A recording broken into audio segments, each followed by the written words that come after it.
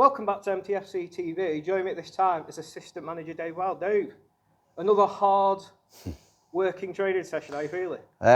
I feel all right. I don't know how they do out there. Yeah, look, I think the big thing now is, I know obviously there's been a few people down watching today because we're obviously at the ground today, but yes, it's hard, but the most pleasing thing from what we're seeing now as a staff and a management team is that they're just dragging each other through. There's no moaning, there's no complaining. When they've got to do the bits, the ugly bits of pre-season in terms of the running and stuff, they're just they're digging in and they're pushing each other through. So it's quite a pleasing thing to see. I'm sure you'll agree. Yeah, it is hard work and it's tough when the weather's like it is today, but it's all beneficial for the group. I was definitely going to say this. There is that camaraderie with the lads. I know fans will notice it online. A lot of banter going about, but it seems to be a really tight-knit group already. Is that something that you and Philo are really keen to foster? I think it's a massive part of football, whether it's Premier League to Sunday League. If you're in a changing room with a group of lads who you get on with and start to class them as close friends, you're never going to be in a bad place, no matter what the sort of quality of the squad is. I'm a firm believer, and so's Philo, that camaraderie and togetherness can win you 12, 15 points a season on its own. When it gets tough, they'll dig each other out. There's examples of it just from this week when we were at Dovestones. Eddie, who's been in with the club a couple of weeks, 3 weeks, doesn't really know any of the lads, and he's carrying one of the more experienced lads up the hill because he pulled up with cramp. That's what it's all about here. So, yeah, the camaraderie is massive. The banter side of it's important in a changing room. The good thing for us is they're very professional. They don't cross the line with it. And it does feel like we're in a good place at the minute. I mean, there's going to be tough points, there's going to be down periods of the season and stuff, and that's where I think our good core togetherness will see us through okay. What I found really inspiring as well, at the start of training, Liam Hughes spoke about mental health on and off the pitch. It's something he spoke about, his own demons, having his own battles with his company one. It's inspiring from a football fan's point of view to hear mental health talked about in that way. Do you feel it's vital as concentrating on injuries, whether it be hamstrings or dealing with depression? 100% it is. Look, I've suffered from stuff myself, and it's not easy to talk about. I've had, I had a really tough time around Christmas time over at my previous club, and I was getting a lot of stick on social media and stuff like that. And I'm happy to stand there and tell you that it does take an effect, and it does get you down. And Liam, being what he is and the strong character that he is, for him to come and do what he's done today in terms of talking about his business and his previous sort of issues in life is, I think it's a really important tool to use, and I think we're quite lucky to have him in that sense as much as anything. Cade the same. These are good, strong-minded lads who are here to help people, and like you say, it's as big a, if not bigger, thing for me in terms of injuries. Look, if you pull a muscle or you get an injury, it's you're out for X amount of weeks, but it's where that leads to. There's players out there that might, I don't know, tear an hamstring and the mind goes elsewhere, stuff like that. I've spoken to Craig King about this, as you did yourself in terms of the interview a couple of weeks back, where he was talking about having to find it within himself to keep his fitness up and to push himself. And there is lads out there up and down the country that will need people to talk to, and whether you're at Matlock in our group or not, I know that Liam's a firm believer in helping people through. So his business wand is it's a really inspiring and important thing. So we're quite lucky to have him and that as a tool at the club. Very much so. I know online we've often championed mental health causes, breaking that stigma. So, like you say, to have somebody like Liam at the club is massive, and long may that continue. But to go on to other players, we have now finally, and I know there's a certain person watching this who will be happy as Larry that this has happened, we finally confirmed the signings of Nathan Valentine and Lewis Turner. How pleased are you to have them as part of the squad? Well, we've known they were going to be part of the squad from 6-7 weeks back, so it's not new to us as a management staff, but we're really, really pleased to have him on board. I think, we identified Nathan as someone from the old group of players that we arrived in, Paul inherited, as someone that we really did want to keep. He's a born winner, as Craig likes to tell everybody on social media, but he's right. Everything that Craig says about him and other fans say about him is bang on the money. He's 100 mile an hour on the pitch. He's 100% committed. He keeps his body fit. He's professional. He's strong. He's a good character, and he's a good footballer on top of that. So it's a no-brainer to have Nathan at the club. In terms of Lewis, that's a really good signing. That anybody who knows his calibre and his pedigree in the past is. We've signed a player there that's one of the top end fullbacks at this level of football, and if not above. So, we're helping him with his injury.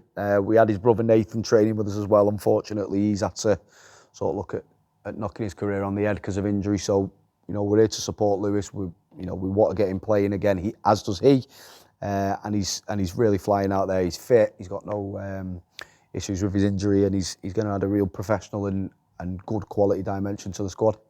For those who don't know, Lewis and his brother are identical twins. So that would have been a laugh on match day. But it's helped me out with one of them going, I know that. Well, we may see him pop in from time to time, who knows. You seem to be, I've noticed it yourself, you seem to be very excited football's back. You are someone who, self-confessed, football is what you focus on, that's what you love. Yeah. How have you found the period coming over? I know you had a managerial role at Mossley, to then come as assistant manager. It's more of a working partnership with yourself and Villa. Are you thriving here, do you feel? Yeah, 100%. Look, I'm not, people, I get stick all the time, like, oh, you're not a manager anymore, and I've took an easy route, blah, blah, blah. It's just not like that with me.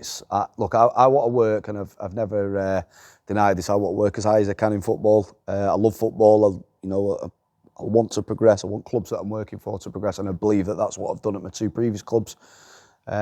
Whether the role's a manager, a first team coach, assistant manager, if it's right for me in my life at the time, and I feel that it's a project that I can get my hands involved in and support the project, then I'm all for it. So I'm really enjoying my time here.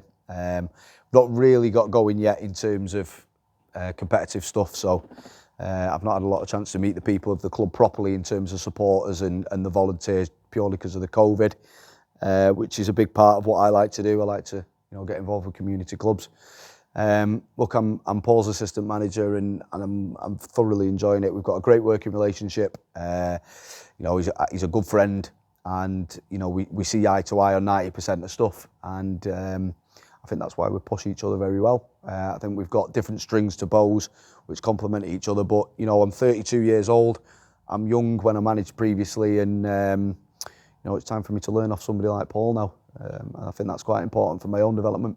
As somebody, because I don't believe you had somebody who had a playing career who then went into management. No. Your passion has always been coaching. Yeah. It's something you pushed on. Do you feel, I've noticed you brought in a lot of forward-thinking ways when it comes to the coaching, how things are done, how players are treated. Do you feel that forward thinking will give Matlock an edge this season? Yeah, I believe so. It's I have a way of doing things, as every manager, assistant manager, coach, anyone involved in football does. And a lot of the time, well, not a lot of the time, I won't divert from them. It's how I believe it should be done. I'm a firm believer in positivity and arms around people when they're struggling. And look, I can give a tongue lashing out with the best of them. I could assure you of that. But no, it's just how I do things. I like to think I'm sort of up to date with how football operates at higher levels and obviously non-league level. I educate myself. I make sure all my qualifications are there. So it's just how I am. I'm me, and I do it with a smile. So now, as you may have seen online, it's been nearly 150 days since Matlock Town last kicked a football in a competitive game. Yeah. Coming up Thursday, New Mills, finally, football is back. How much are you looking forward to it? I'm looking forward to it. Look, I if there's one thing I'm missing the most, it's competition. It's, I live for getting 3 points on a Saturday. There's been ample and multiple opportunities where I could have gone and worked in academies or, at professional clubs, working with 16, 14-year-olds. It's just not what I want to do. I want to be around on a match day and have to plan and prep and earn your 3 points. So for me, getting a bit of competition back in my life is something that myself and certainly my girlfriend are very much looking forward to. Look, yeah, it's a pre-season friendly, and I'm very good friends with Mike Norton over at New Mills, so it's not it's not a be all and end all in terms of results. But listen, I don't want to be cliche about that. Like people are. Is we're going there. It's a pre-season friendly, and we want to win. So I'm never gonna, and that'll never change whether it's a pre-season friendly or a playoff final. If I'm there, I want to win. Sadly, those games won't be in front of spectators, behind closed doors. But it's just good to have the game back. Do you feel I've noticed in the lads today, there was a bit of a training game. It wasn't sort of half tilt. Everyone was keen to impress. Do you feel, in your mind, you and Philo will now have your set 11 going into that game? Or is it a case of you're going to try a few people out and there's a few different roles and go from there? Yeah, look, it doesn't really matter what I think. It's what Paul thinks. It's it's the 11 that he picks on the day in terms of the first game of the season.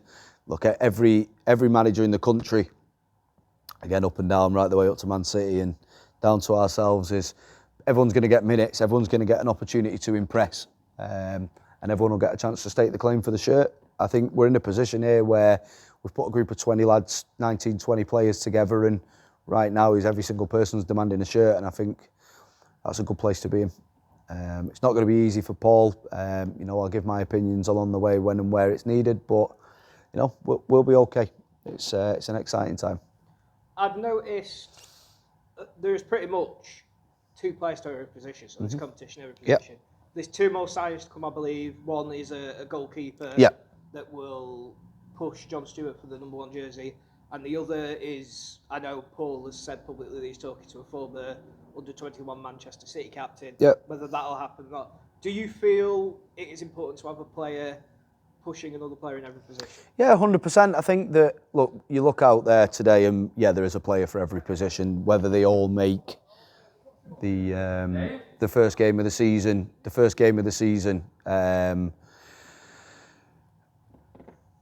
Squad, sorry. First game of the season squad, we don't know, but the good thing for us as a group out there is that there's also players like Spencer Harris. He can play centre mid, centre back. Alex Byrne can play right wing, left wing, 10. So we don't have to have a player for every position in terms of 22 bodies, but there's players out there that can push and improve the squad at all times, and that's vital. And we're not the only club that will be like that. Everyone will be thinking the same. Do you think it's important, especially in non-league, to have players who are able to adapt and play numerous positions? Or do you think it's better to focus on getting a player who is perhaps a specialist in one role? I think it's more important to be, for Paul to have specialist players. I'm 100% firm believer in that. Look, there's always, every club, especially in non-league, you're going to have players that can evolve and play in multiple positions, and that's something that's important to us as a squad. Look, we've got key specialists. We've got people like Liam Hughes, who's he can do good things in both boxes, and then we've got lads like Lewis Potts who've come in and done really well, and they can do multiple things and play multiple roles. So everyone's got the opportunity. Everyone's going to, get their chances to play. And like you say, in terms of ability to play multiple roles, yes, there's bodies in there. So it's good. It's a good balance and a good group. Right, I'll let you finish off. I just want to apologise for the last part of that interview because I was distracted to my right and I was talking nonsense then at the end. So if it made no sense, it's Liam Hughes' fault. It's all right. To be fair, people watching this will know I've been talking nonsense for years. So thank you for your time. Yep, no worries. Cheers.